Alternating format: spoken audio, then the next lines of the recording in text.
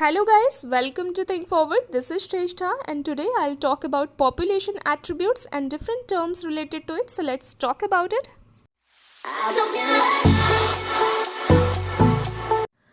So guys यहाँ पे हम सबसे पहले बात करेंगे पॉपुलेशन एट्रीब्यूट्स के बारे में।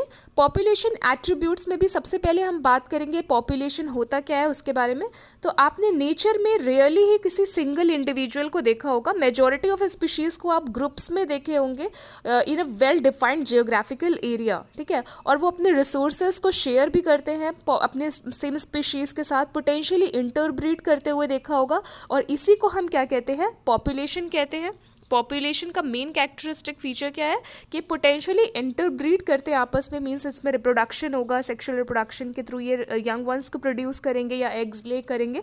तो इसमें जो मेन फीचर्स इसके होते हैं वो सेम स्पीशीज़ के होते हैं इस पर, और वो अपने रिसोर्सेज को शेयर करते हैं, पोटेंशियली इंटरब्रीड करते हैं। इसी को हम क्या कहते हैं?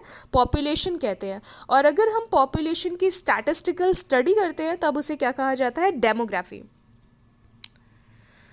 अगर हम सिंगल इंडिविजुअल की बात करें, फॉर एग्जांपल अगर हम किसी सिंगल इंडिविजुअल की बात कर रहे हैं तो उसमें हम क्या टर्म्स यूज़ करते हैं? बर्थ्स और डेथ्स का टर्म यूज़ करते हैं, बर्थ्स और डेथ्स का। लेकिन अगर हम पॉपुलेशन की बात करें तब हम उस पॉपुलेशन के बारे में क्या डिस्कस करते हैं? Per capita births and deaths, ठीक है। तो उसमें डेथ रेट जो है, उसकी बर्थ रेट जो है वो हम पूरा पॉपुलेशन का देख रहे हैं। इस वजह से हम क्या कहते हैं? Per capita births and deaths. अगर हम रेट्स की बात करें, रेट्स होता क्या है, यानी कि जो हिंदी में अगर बोला जाए तो दर कहते हैं, यानी कि जन्म दर और मृत्यु दर की बात करेंगे पॉपुलेशन में।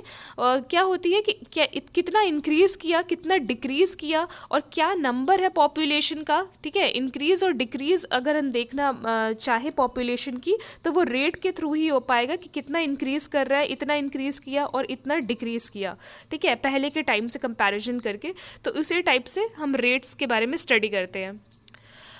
फॉर एग्जाम्पल अगर हम पॉन्ड का देखें, मान लीजिए एक पॉन्ड इकोसिस्टम है और वहाँ पे 20 लोटस प्लांट्स है, 20 लोटस प्लांट्स हैं लास्ट ईयर, ठीक है।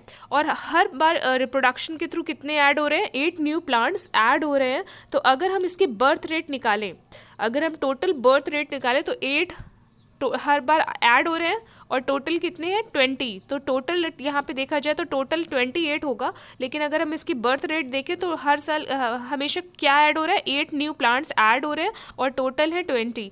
तो आ जाएगा आपका 0.4 के राउंड, ठीक है। तो ये आपकी होती है बर्थ रेट निकालने का तरीका। अगर हम डेथ रेट की बात करें तो डेथ रेट कैसे निकलेगी? For example if 4 individuals in a laboratory population of 40 fruit flies died during a specified time interval, ठीक है। तो यहाँ पे देखिए टोटल कितना है, टोटल हमेशा नीचे रखेंगे 40, और कितने 4 इंडिविजुअल्स हैं तो यहाँ पे 4 रख दीजिए। तो आपका आंसर क्या आ जाएगा? 0.1 आ जाएगा। इस तरह से डेथ रेट निकाली जाती है। फिर अगर हम बात करें पॉपुलेशन एट्रीब्यूट के अनदर कैरेक्टरिस्टिक की, तो सबसे इम्पॉर्टेंट देखा जाए तो इसमें क्या होता है? सेक्स रेशियो होता है कि कितने मेल हैं, फीमेल है, उनका रेशियो क्या है, उसी को हम क्या बोलेंगे? Sex ratio. किसी भी पॉपुलेशन में मेल और फीमेल का रेशियो क्या है इंडिविजुअल्स का, तो हम उसे क्या कहेंगे? Sex ratio. अगर फॉर एग्जाम्पल इसमें हम कैसे बात करते हैं? 60% of the population are females and 40% males. इस तरह से हम सेक्स रेशियो में मेल्स और फीमेल्स का कॉन्ट्रीब्यूशन इसमें डिस्कस करते हैं। उसके बाद नेक्स्ट यहाँ पे टर्म आता है एज पिरामिड का। एज पिरामिड में क्या हम स्टडी करते हैं वो आपको समझ में आ रहा होगा कि किसी भी पॉपुलेशन के किसी गिवन टाइम में कितने इंडिविजुअल्स हैं, उसमें डिफरेंट एजेस के कितने इंडिविजुअल्स हैं किसी पॉपुलेशन में, उसको हम एक पिरामिड के द्वारा प्रदर्शित करते हैं, पिरामिड के द्वारा इसको डेजिग्नेटेड करते हैं।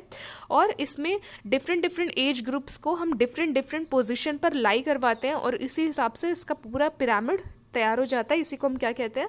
Age pyramid. इसमें जो पॉपुलेशन है डिफरेंट एज ग्रुप्स के बीच, उसको हम प्लॉट करते हैं पिरामिड के फॉर्म में। इसी को हम क्या कहते हैं? Age pyramid. अब यहाँ पे हम देख सकते हैं कि अगर हम ह्यूमन पॉपुलेशन को कंसिडर करें, ठीक है, तो किस टाइप के पिरामिड हो सकते हैं। तो आपको दिख रहा होगा यहाँ पे एक्सपैंडिंग पिरामिड है, स्टेबल है, डिक्लाइनिंग पॉपुलेशन है। तो कैसे हम इसको एक्सपैंडिंग, स्टेबल और डिक्लाइनिंग बोल रहे हैं, ये आपको यहाँ पे क्लियर करना होगा। देखिए यहाँ पे प्री रिप्रोडक्टिव, यानी कि जो आपके रिप्रोडक्टिव एज से पहले के, जैसे कि आपके चिल्ड्रन वगैरह, जो आपके बच्चे होते हैं वो प्री रिप्रोडक्टिव एज में आते हैं। उसके बाद रिप्रोडक्टिव एज ग्रुप में हम लोग आते हैं, जो कि आपके मतलब एडल्ट्स हैं, वो सब आता है रिप्रोडक्टिव एज ग्रुप्स। उसके बाद पोस्ट रिप्रोडक्टिव में आपके एजड पीपल आ जाते हैं, जो भी आपके एज ग्रुप जिनकी ज़्यादा है, ठीक है। तो मान लीजिए अगर प्री रिप्रोडक्टिव ज़्यादा है, ठीक है, प्री रिप्रोडक्टिव का की संख्या ज़्यादा है, नंबर ऑफ पीपल चिल्ड्रंस का ज़्यादा है, तो एक्सपैंडिंग पॉपुलेशन होगी कि नहीं, क्योंकि यहाँ पे देखिए रिप्रोडक्टिव फिर ज़्यादा हो जाएगा और पोस्ट रिप्रोडक्टिव फिर कम हो जाएगा। अगर बच्चे बर्थ रेट ज़्यादा है, ठीक है, बर्थ रेट ज़्यादा हो रहा है, तो पॉपुलेशन क्या होगी, इंक्रीज़ करती जाएगी। इसलिए कैसी पॉपुलेशन इसको बोला जाता है, एक्सपैंडिंग पॉपुलेशन बोला जाता है, क्योंकि यहाँ पे प्री रिप्रोडक्टिव एज ग्रुप्स के नंबर ऑफ पीपल वहाँ पे ज़्यादा है, ठीक है। अगर हम स्टेबल पॉपुलेशन की बात करें तो इसमें आपको लगभग सभी एज ग्रुप्स के लोग, प्री रिप्रोडक्टिव, रिप्रोडक्टिव और पोस्ट रिप्रोडक्टिव एजेस के लोग इक्वली लगभग दिख रहे होंगे, अप्रॉक्सीमेटली इक्वल होते हैं।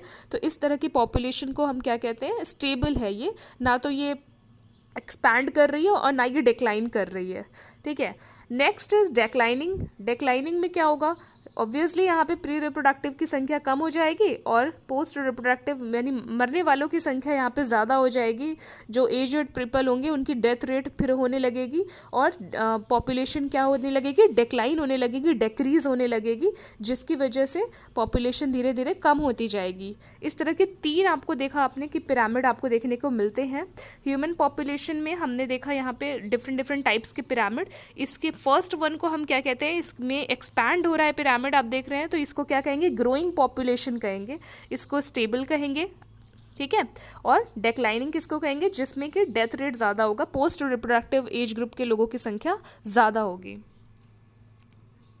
नेक्स्ट टर्म है पॉपुलेशन साइज। पॉपुलेशन साइज का अगर हम देखें कि मोर टेक्निकली अगर पॉपुलेशन साइज को हम देखें तो क्या होता है, number of individuals in a population, ठीक है। पॉपुलेशन साइज को हम क्या कह सकते हैं कि किसी भी पॉपुलेशन में नंबर ऑफ इंडिविजुअल्स कितने होते हैं, उन्हीं को हम क्या कह सकते हैं, पॉपुलेशन साइज कह सकते हैं। और पॉपुलेशन साइज किसी भी हैबिटेट में उसके स्टेटस के बारे में बहुत कुछ बताता है, ठीक है। नंबर ऑफ प्रेडेटर्स कितने हैं, कॉम्पिटिटर्स कितने हैं, अनदर स्पीशीज़ का कितना इम्पैक्ट पड़ रहा है किसी भी पॉपुलेशन में, ठीक है। तो हैबिटेट में कोई भी स्टेटस हैबिटेट का अगर हमें पॉपुलेशन का निकालना है तो वो हम पॉपुलेशन साइज वहाँ पे टर्म यूज़ करते हैं, ज़्यादा वहाँ पे कंसिडर करते हैं। अगर हम पॉपुलेशन डेंसिटी की बात करें तो पॉपुलेशन डेंसिटी क्या होता है, average number of individuals in a per unit area और वॉल्यूम, ठीक है।